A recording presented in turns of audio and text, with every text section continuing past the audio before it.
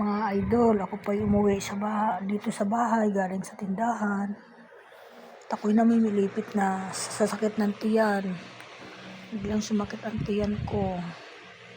Hindi ko alam kung bakit sumakit. Humihilab ng humihilab. Nahihilo nga ako pag humihilab. Kaya dito ako ngayon nakahiga. Medyo hinihingal kasi masakit ang tiyan.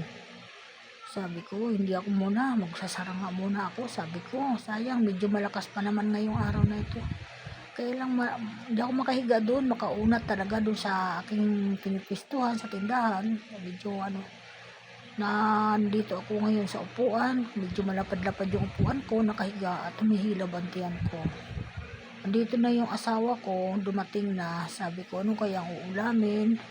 Kasi nga, walang magluto sa amin ngayon dito dahil kasama ko ay kasama ng anak ko ngayon sa pagtitinda. Ay hilab ako, hilab ang tiyan ko, hinahawakan ko po. Masyadong masakit ang tiyan. Linda. Ngayon lang to sumakit mga guys. Wala naman akong kinain kanina. Medyo lang nalipasan kaunti ng gutom. Nagtimpla lang po ako ng kape at ang kinain ko po yung bun.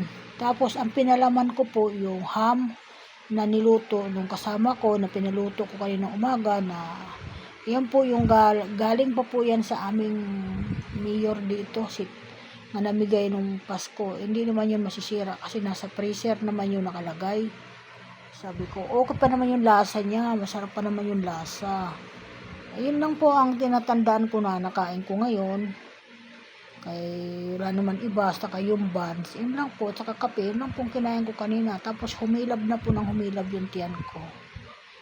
Hindi ko po alam kung wala naman ako naramdaman sa kinain ko na masama ang lasa, kaya masarap naman yung kinain ko.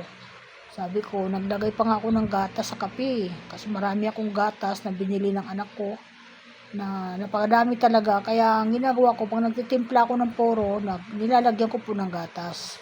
Kaya yan, para magamit ko naman yung gatas. Kasi sayang, minsan nilalagay ko po yan sa aking kinakain din na pan-diet na Kaya yan mga guys, dito muna ako nagpapahinga.